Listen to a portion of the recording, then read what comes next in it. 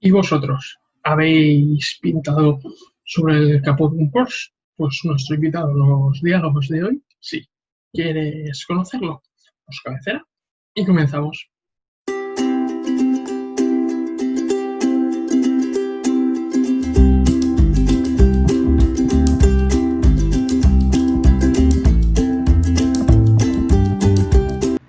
Pues en los diálogos de hoy, uno de esos artistas de la generación de los jóvenes, pero sobradamente preparados, sí que bienvenido, Paul Peiró. Buenos días, muchas gracias. En primer lugar, yo creo, no sé si convendrás conmigo, que el arte es uno de los principales afectados por esta situación del COVID-19, porque al final vosotros exponéis y vendéis la mayoría de los cuadros en galerías de arte y las galerías, al estar cerradas, no podéis vender vuestra obra. No sé si vendrás conmigo, y es uno de los que menos os habéis quejado y sobre todo de los que menos han salido en los medios de comunicación.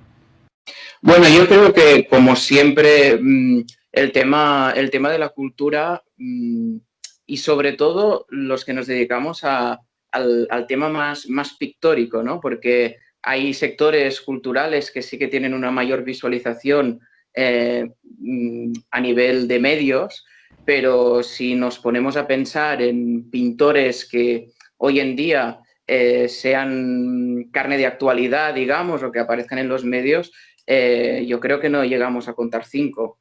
Entonces, es un sector ya de por sí un poco de puertas adentro, ¿no?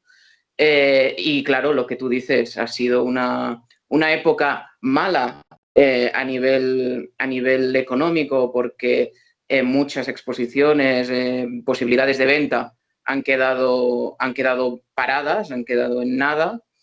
Pero por otro lado, también tiene ese punto de que a nivel artístico, a nivel personal, ha sido una época, yo diría, y al menos desde mi punto de vista, extremadamente interesante.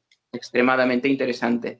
Y me consuelo al pensar que, bueno, lo que no he vendido durante la época de estar encerrados, lo venderemos las temporadas siguientes, porque la producción también se ha visto incrementada. Sí, hablabas de que la producción se ha visto incrementada. Este tiempo de encerramiento o de encierro más introspectivo, has creado más, por lo que me dices. Totalmente, totalmente. Para mí ha sido la época a nivel artístico, hasta ahora, de todas las que he vivido, de una efervescencia mayor, ¿no? En mi caso, ha sido encerrarme en el estudio literalmente, porque estábamos condenados a este encierro. Tengo la suerte de tener el estudio al lado de mi casa, de forma que no tenía que salir a la calle prácticamente para poder pintar. Y entonces he aprovechado muchísimo esta época hasta el punto de estar encerrado todo el día en el taller, pintando desde primera hora de la mañana hasta la hora de cenar, para entendernos, ¿no? Con todo lo que esto conlleva, porque tampoco, igual me he expresado mal y he dicho, he estado pintando desde que me levanto hasta que me acuesto, tampoco es tan así, sino que lo importante es estar en el estudio, porque en el estudio pasan muchas cosas, además de pintar. Y a veces en el estudio divagas, piensas, estás una hora pensando para estar media hora pintando.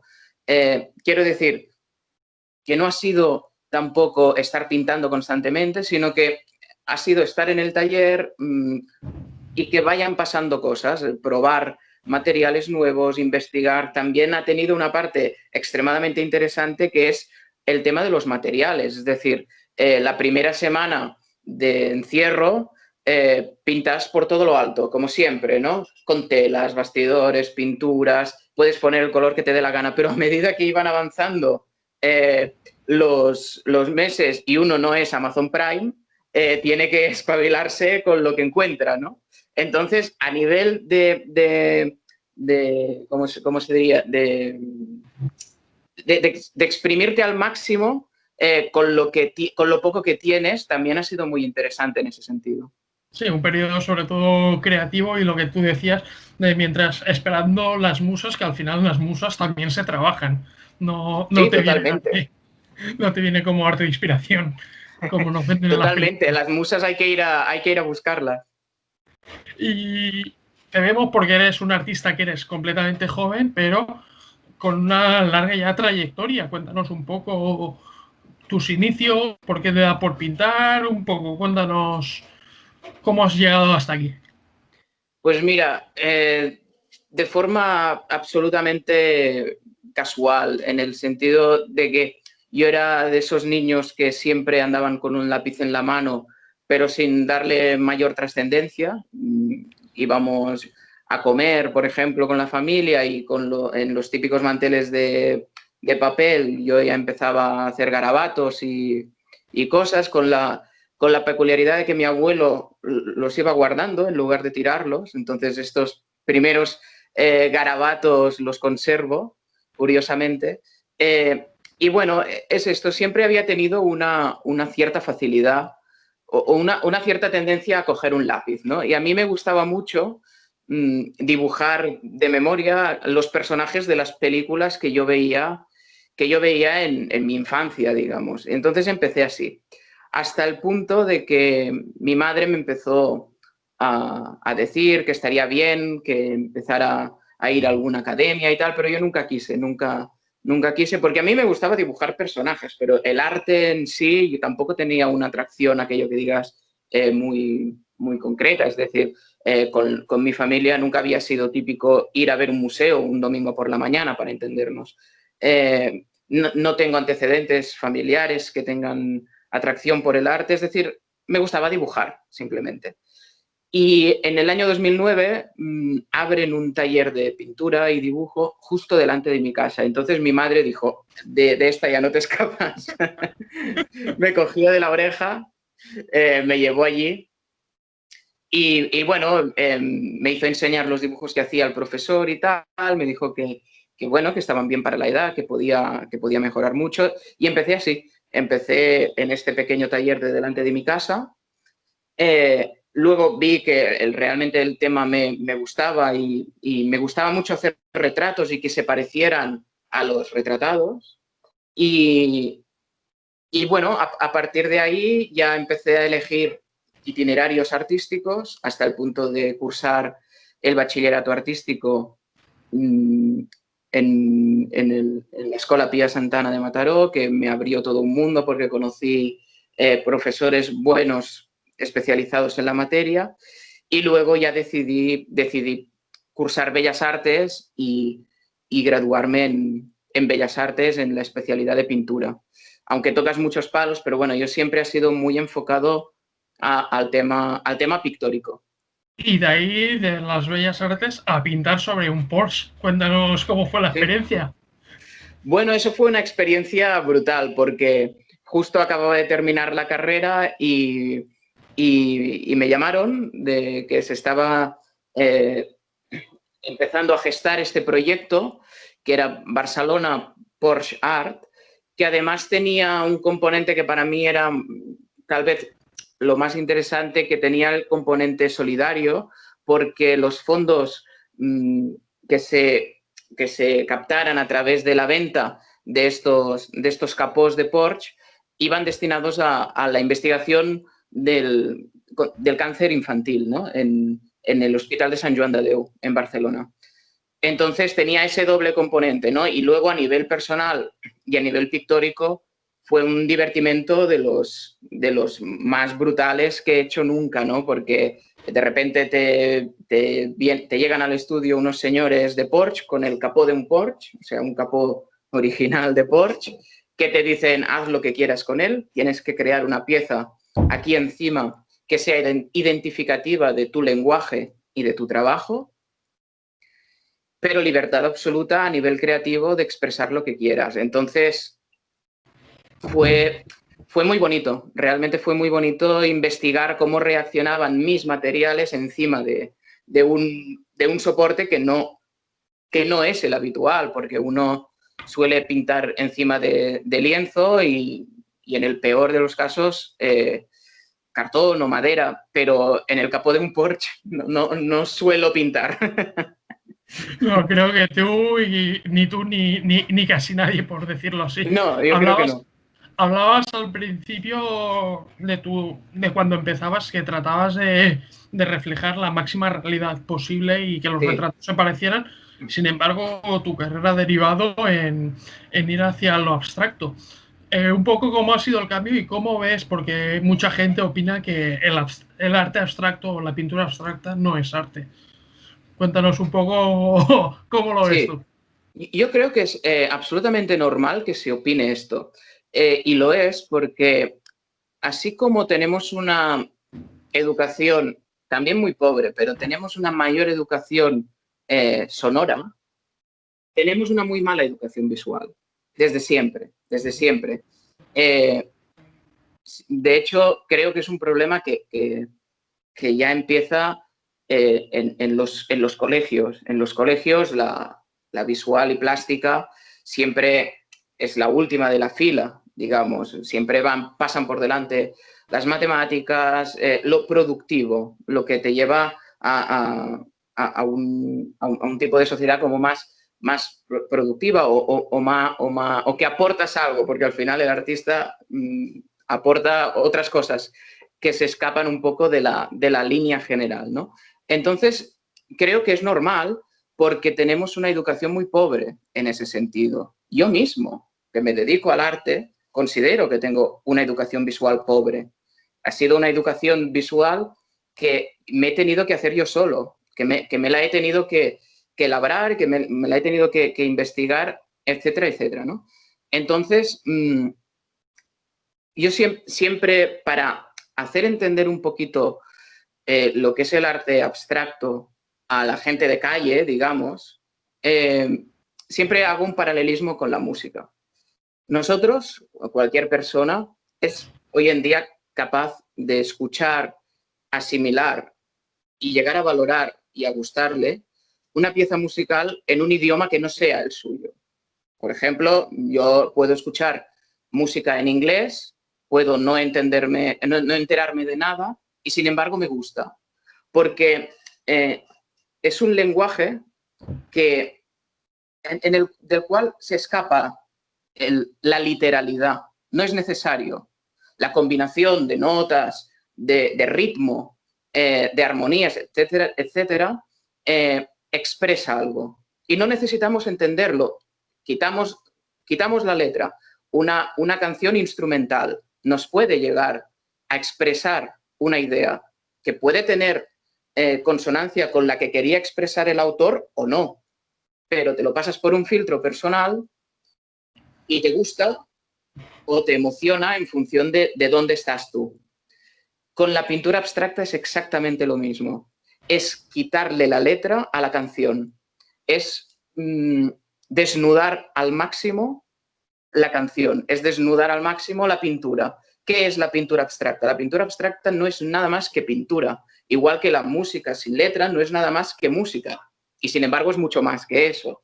Es la habilidad del pintor o del artista de utilizar los elementos que tiene a su servicio, porque los materiales siempre están al servicio del pintor y nunca la inversa. Tú tienes que dominar el material, no te puede dominar el material a ti. El material es una herramienta al servicio de lo que tú quieres decir, porque tú tienes que ser comunicativo, porque el artista es un comunicador. Entonces,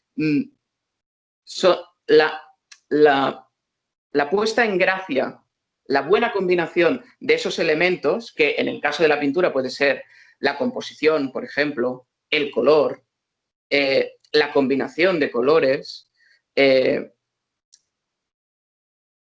estos elementos que son como el ABC de un pintor o el material utilizado, puestos de una determinada manera, expresan una cosa y puestos de otra manera, expresan otra. Entonces, se trata un poquito de eso, de jugar con el lenguaje. Y cuanto más conozcas el lenguaje, vas a poder decir cosas más complejas. El problema, creo yo, desde mi humilde opinión, es que como estamos muy mal educados socialmente a nivel visual y a nivel plástico, con la pintura siempre hay una barrera de entrada con el espectador, sobre todo la pintura abstracta, porque la pintura abstracta es una ventana en la cual no tienes, es decir, tú si no tienes una educación visual potente, puedes juzgar si este tipo se parece al retratado o no. Tienes elementos donde agarrarte. En la pintura abstracta no. En la pintura abstracta hay otras cosas que se escapan de eso, ¿no? Sí, a mí, si me permites un poco también con la comparación que hacías con la música, esa Sí, pintura abstracta me recuerda mucho a los inicios del jazz, que mucha gente no lo entendía, pero al final sigue siendo música también. sí, exacto. Y además, a medida que vas consumiendo este tipo de cultura, también vas creando un espíritu crítico. Es decir, no te lo vas a comer todo. Yo al principio reconozco que cuando yo empecé y estaba en esa época de querer hacer retratos que se parecieran al máximo a los retratados, había pintura abstracta que a mí no me gustaba y sin embargo era buena. Y sin embargo era buena. Lo que me he dado cuenta poco a poco, a medida que me he ido formando, ha sido ver que de repente esa pintura que cuando no tenía formación no me gustaba, ahora me emociona de forma absolutamente natural y casual, sin una voluntad persistente de esto me tiene que gustar. No, no, no. El arte tampoco es forzar eso. Pero a medida que me he ido formando, me he dado cuenta que hay algunas cosas que me han ido gustando y he sido capaz de ver arte abstracto que corre por las redes y que igual tiene una repercusión muy grande y que sin embargo puedo decir con toda rotundidad que no vale nada, que no hay rock en ese arte. Y cuando hablábamos de la exposición o cuando pintabas el Porsche que era por una buena causa como es para la investigación, tú has sido un artista que te has mojado y estás comprometido con la sociedad. Pero ¿te ha traído algún problema el mojarte y ser políticamente incorrecto muchas veces o alguna vez? Eh, yo no sé qué decir muy bien a esto. ¿Sabes qué pasa? Porque muchas veces, claro, dices, ostras, no me llaman, ¿sabes? Y dices, no sé si es porque me he mojado en algo o porque, o porque lo que hago no está tan bien como debería. ¿Me explico? Sí, sí. Entonces, igual la mezcla de las dos, ¿no? Sí, alguna puerta me he cerrado yo solito, también me he abierto otras, eso también es verdad. Pero al final, yo creo que lo importante en esto es ser honesto contigo mismo, ¿no?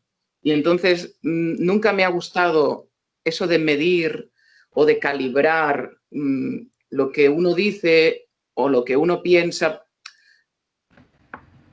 para ver si así logro. No, porque para mí el arte es otra cosa, es algo que tiene que nacer de la verdad o de la honestidad, porque no hace falta decir la verdad para ser honesto, pero tiene que nacer de la honestidad de uno, ¿no?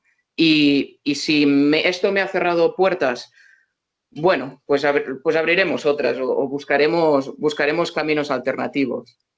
No, yo para esto siempre digo una frase que si el ser consecuente con decir lo que piensas es revolucionario, pues viva la revolución. Exacto, viva la revolución. Y además, también, yo creo que eso también viene de una sociedad en la que pensamos con demasiada frecuencia que si no estás conmigo, estás contra mí. ¿Me explico? Y yo creo que deberíamos abandonar un poco esos terrenos.